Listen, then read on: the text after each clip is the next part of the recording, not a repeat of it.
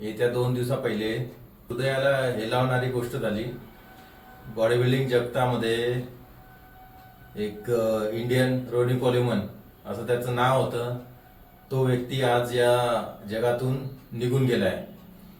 तर त्याचं नाव होतं सागर माळी आणि 38व्या वर्षी त्यांचे निधन झाले.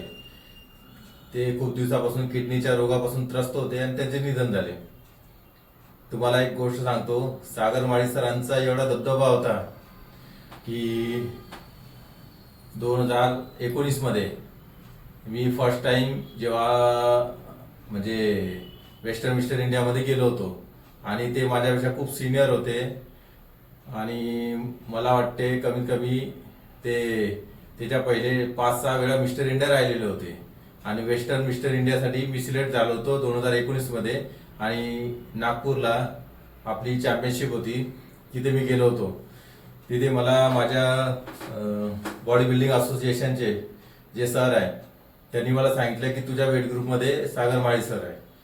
तर पहिले तर माझी हार्टबीट खूप वाढली आणि सागर माळी नाव ऐकून खूप म्हणजे मला असं वाटलं की माझा प्लेस तर काही येणार नाही. पण काही वेळाने काय झालं की त्यांना एक मुंबईवरून काही अर्जंटमध्ये काम आलं, त्याच्यामुळे ते फ्लाईटने निघून गेले. म्हणजे कॉम्पिटिशन खेळलेच नाही. म्हणजे पहा तुम्ही किती दबदबा होता. म्हणजे त्यांचं नाव ऐकून म्हणजे माझी हार्टबीट वाढली होती.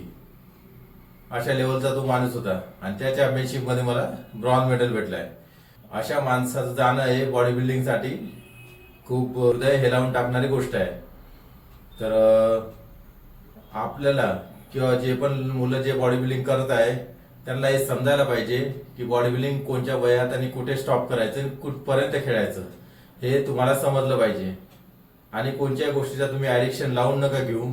ऍडिक्शन म्हणजे एका गोष्टीचं आपण सेवन करताय ती गोष्ट जेवढ्या क्वांटिटीमध्ये घ्यायला पाहिजे तेवढ्याच क्वांटिटीमध्ये घेण्यात आली पाहिजे.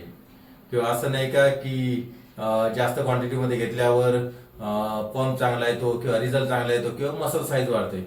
तर तसं जर आपण करत गेलो तर तो तात्पुरता रिझल्ट भेटतो आपल्याला, पण कालांतराने आपले जे आतमधले ऑर्गन्स आहेत ते निकामी होतात.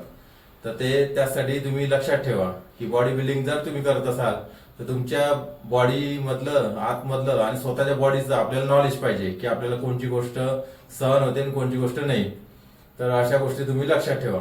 आणि सागर माळी सरांना मी भावपूर्ण श्रद्धांजली देतो. जय हनुमान.